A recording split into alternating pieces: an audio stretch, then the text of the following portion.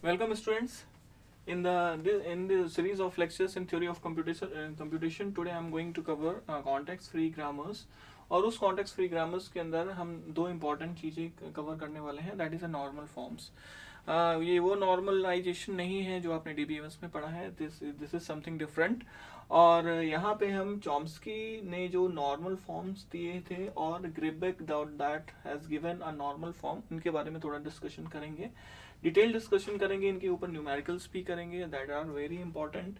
तो सबसे पहले मैं बात करूंगा कि चॉम्स्की ने जो नॉर्मल फॉर्म दिया, नॉर्मल फॉर्म का मतलब कि they have given a form of a grammar. मतलब कि उन्होंने कहा कि अगर हम ग्रामर्स को इस फॉर्म में यूज करें तो डेफिनेटली वो हमारी टाइम और स्पेस के लिए बेहतर होंगे और हमारे लिए बहुत यूटिलाइज्ड होंगे, मतलब उनकी यूटिलिटी हमारे लिए बेहतर हो जाएगी. ठीक है. अभी क्या होता है कि कई बार जो ग्रामर के फॉर्म है उसमें कई सारे वेरिएबल्स और टर्मिनल्स होते हैं, कॉम्बिनेशन है उनका. तो उसमें क्या होता है कि हम कई बार आइडेंटिफाई नहीं कर पाते हैं कि कितने नंबर ऑफ डेरिवेशंस में वो हमें स्ट्रिंग ला के देगा.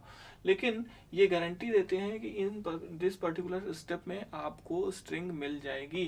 राइट. तो यहाँ पे चेक करने के लिए मैं यहाँ पे स्टार्ट करते हैं कि CNF that is the Chomsky is a scientist that has given this form. तो उसने कहा कि अगर सारे के सारे प्रोडक्शन या तो A प्रोड्यूसेस BC के फॉर्म में हो या A produces a single terminal के फॉर्म में हो तो हमारा ग्रामर क्या कहलाता है, चॉम्स्की नॉर्मल फॉर्म में कहलाता है. ध्यान दीजिएगा, फिर से मैं रिपीट कर रहा हूँ. अगर हमारे ग्रामर के सारे प्रोडक्शंस या तो A produces a variable followed by a variable हो या तो फिर अगर हमारा कोई वेरिएबल एक सिंगल टर्मिनल को जनरेट कर रहा है तो ये फॉर्म जो कहलाता है वो कहलाता है चॉम्स्की नॉर्मल फॉर्म. अगर हमारा ग्रामर इस पर्टिकुलर फॉर्म को फॉलो करता है तो वो चॉम्स्की के नॉर्मल फॉर्म को फॉलो कर रहा है. अब देखिएगा कि इसके एडवांटेजेस क्या हैं कि चॉम्स्की को के नॉर्मल फॉर्म को हमने यूज तो कर लिया लेकिन उसके एडवांटेजेस हमें पता नहीं होंगे, तो व्हाट वी डू.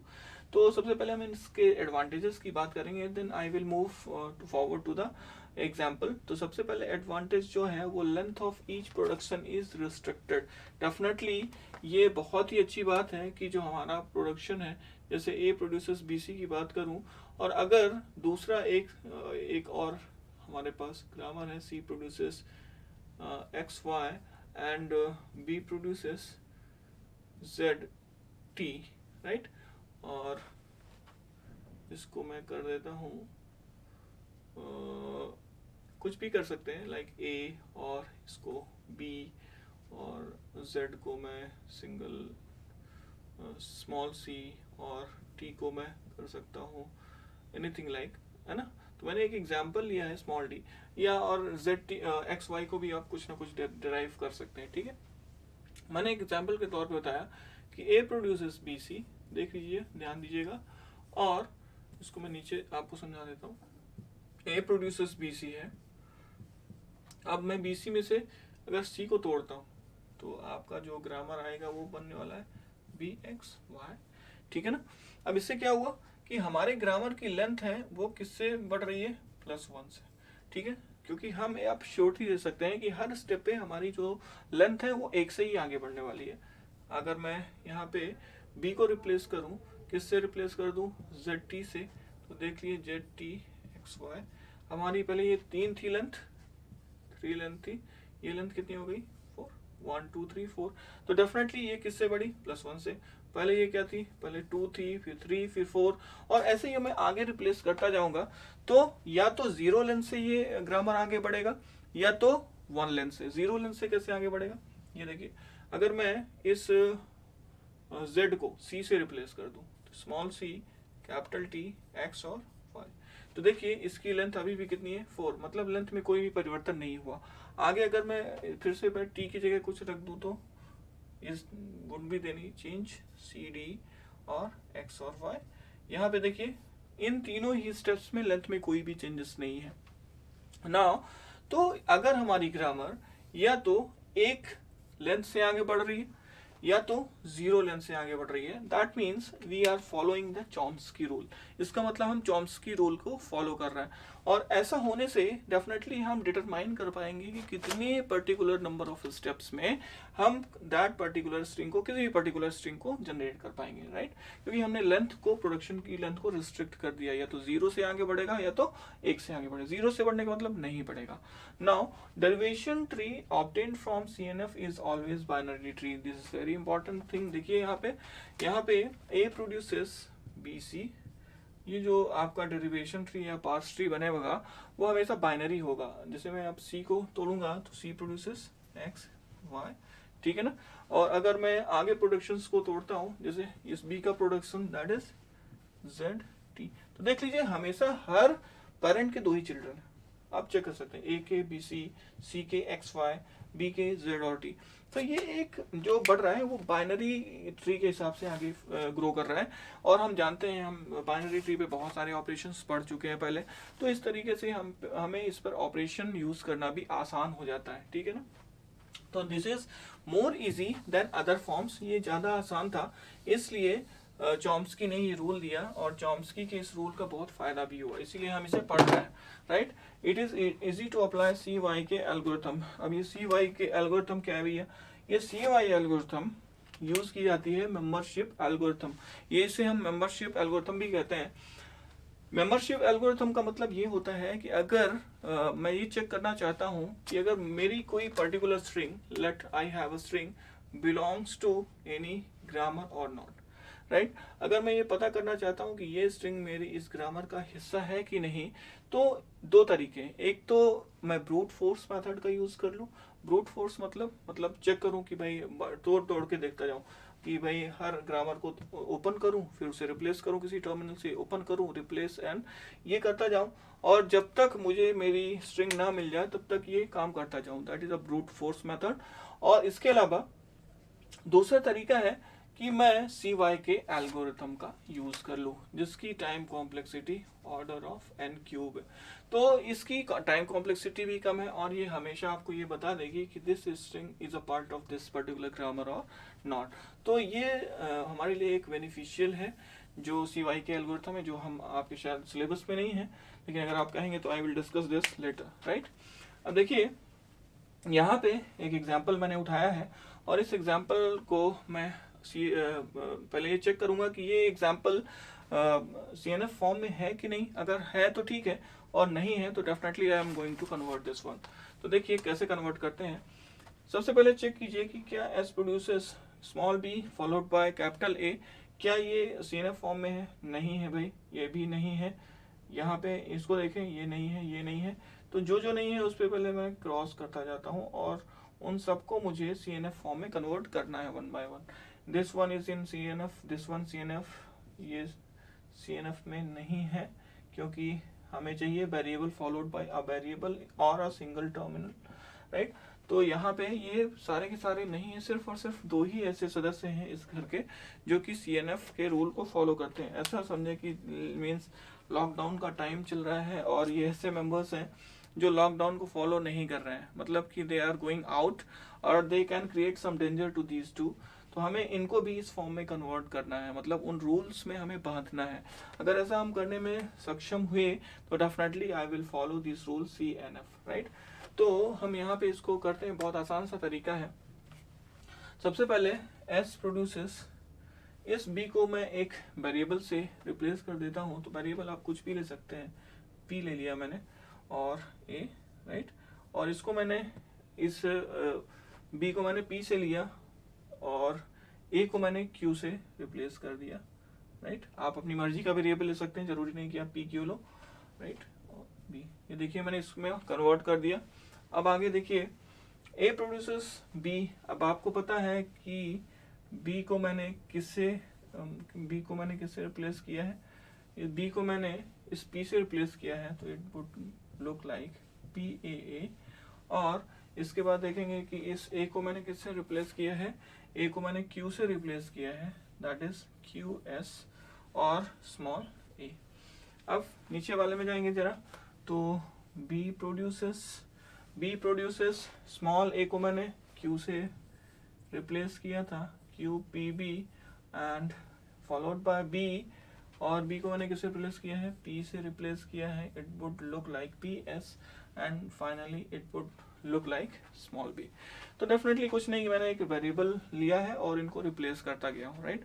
अब आप क्या करेंगे नेक्स्ट स्टेप में, हाँ एक बात और कि आपने जिन वेरिएबल्स को माना है उनको यहाँ लिखना जरूर है, आप भूल मत जाइएगा, क्योंकि मैंने यहाँ पे p का रिप्लेसमेंट किसे दिया है, स्मॉल b को, और q नाम दिया है, मतलब आपको एक नाम दे दिया मैंने, पहले आपका कुछ और नाम था, अब मैंने आपको कुछ और नाम दे दिया और कुछ भी नहीं किया, सिंपल से एक नया नाम दिए हैं जो कि एक वेरिएबल है। अब आगे आएंगे अगर हम, तो इसको फिर से चेक करते हैं, रीचेक कीजिए कि अब कितने लोग हैं जो लॉकडाउन का पालन कर रहे हैं या CNF का पालन कर रहे हैं। अब यहाँ पे देखिए, S produces PA this is following, इनको पुलिस के डंडे पड़े हैं इसलिए इन्होंने फॉलो करना शुरू कर दिया।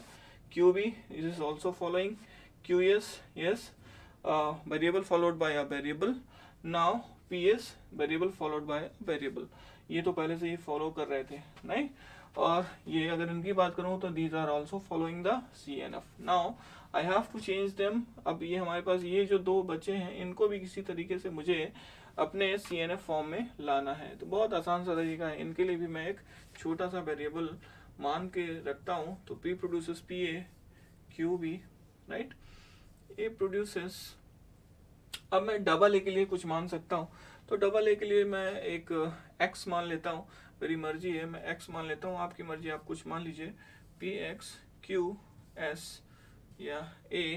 फिर इस B के लिए मैं क्या करता हूँ कि B को, डबल B को मैं कुछ मान लेता हूँ, तो इसको मैं क्या करता हूँ कि A प्रोड्यूसेस, डबल B को मैं Q प्रोड्यूसेस, डबल B की जगह पे रख देता हूँ Y और PS, और फाइनली B, और P produces B, Q produces A। अब किसको माना है मैंने, इस Y से किसको रिप्लेस किया है, डबल B को, और इस S से मैंने रिप्लेस किया है, X से रिप्लेस किया है मैंने किसको, डबल A को, S से मैंने रिप्लेस किया है डबल A को, और Y से रिप्लेस किया है डबल B को।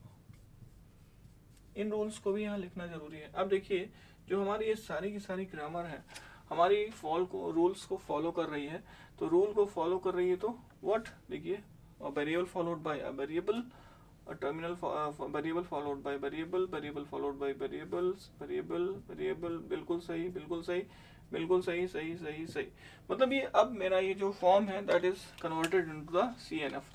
तो एक सिंपल सा एग्जांपल मैंने आपको दिया जहाँ पे मैंने इसे CNF में कन्वर्ट किया है। एक छोटा सा एग्जांपल और देता हूँ जिससे मैं आधा सॉल्व करूंगा, आधा आपके लिए होमवर्क होगा। क्यों आधा सॉल्व करूंगा मैं भी आपको बताता हूँ। मैं मुश्किल पार्ट मैं सॉल्व करूंगा, आसान पार्ट आपके लिए रहने दूंगा।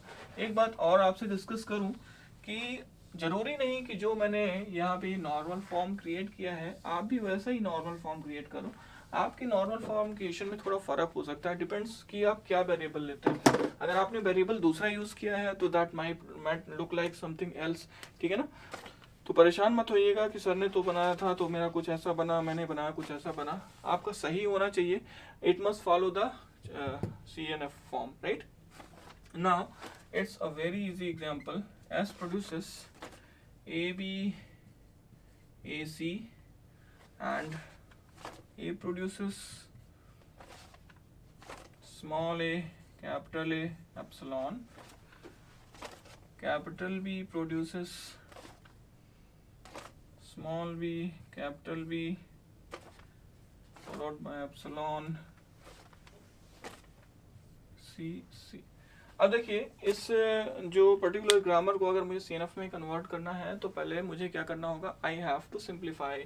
अगर ग्रामर में यूजलेस सिंबल है, ग्रामर में कोई एप्सिलॉन प्रोडक्शन है, ग्रामर में कोई यूनिट प्रोडक्शन है, तो I have to remove them first. अगर उनको रिमूव करूंगा तभी मैं इसको CNF में कन्वर्ट कर पाऊंगा। इसीलिए मैंने एक एग्जांपल लिया है जिससे आपको बता पाऊँ कि कोई अगर ऐसी ग्रामर आती है आपके पास जो कि सिंप्लीफाइड फॉर्म में नहीं है तो आपको सबसे पहले उस ग्रामर को सिंप्लीफाइड फॉर्म में कन्वर्ट करना है। तो सिंप्लीफाइड फॉर्म में कन्वर्ट करने के लिए you have to just convert by using epsilon production removal, by using null production removal, या by using unit production removal. तो आप क्या कर सकते हैं, आप स्टार्ट कर सकते हैं जस्ट, क्योंकि मैंने आपको सिखाया है कि कैसे रिमूव करते हैं. तो जस्ट स्टार्ट विद एस. यहाँ पे मैं क्या करूँगा, सबसे पहले इसको रिमूव करने की कोशिश करता हूँ. इसको तो देखिए ए नलेबल सिंबल है, बी नलेबल सिंबल है, तो ए और बी की जगह मुझे रिप्लेस करनी होंगी चीज़ें. तो देखिए ए बी ए सी, और अगर मैं इस ए की जगह नल रखता हूँ तो मेरा ये बी ए सी देगा, और इस ए की जगह नल रखता हूँ तो मुझे ये क्या मिलेगा, ए बी सी मिलेगा. ठीक है, I think you will get it. मैंने इस ए की जगह रखा तो बी ए सी मिला, फिर इस ए की जगह रखा तो मुझे बी ए सी मिला. और अगर दोनों ए की जगह रख देता हूँ तो क्या मिलेगा मुझे, दोनों ए की जगह जैसे ही रखूंगा तो मुझे क्या मिल जाएगा, बी सी मिल जाएगा. देखिए ए का काम कंप्लीट हो गया. हमने सारे के सारे बीज में रख के ए के जगह पे हमने रिप्लेस करके देख लिया एप्सिलॉन. नाउ बारी है किसकी, बी की. तो बी की जगह रख के देखिए जरा, अगर मैं बी की जगह रखूंगा तो इट वुड बिकम क्या, डबल ए सी. तो डबल ए सी मिलेगा, तो मैं 3 वाले को पहले लिख लेता हूँ, पहले डबल ए सी और फिर बी सी. और भी कोई ऑप्शन है, ऑप्शन है क्या, yes I have another option. इन तीनों की जगह रख के देख ले. तो इन तीनों की जगह रख के देखें तो क्या कुछ काम बन सकता है, यस आई विल गेट सी.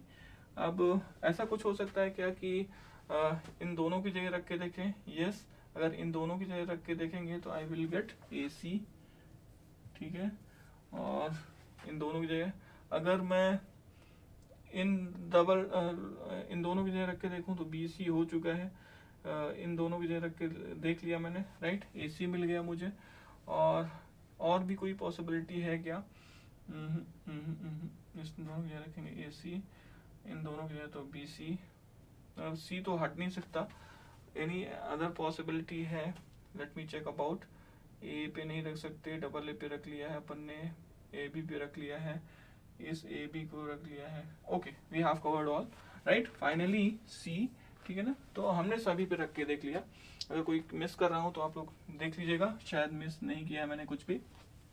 अब यहाँ पे देख लीजिए, इस ए पे अगर मैं रखना चाहूँ तो कैसे रखूँगा, ए से स्मॉल ए और ये यहाँ से हटा दिया, और बी पे बी बी और स्मॉल बी.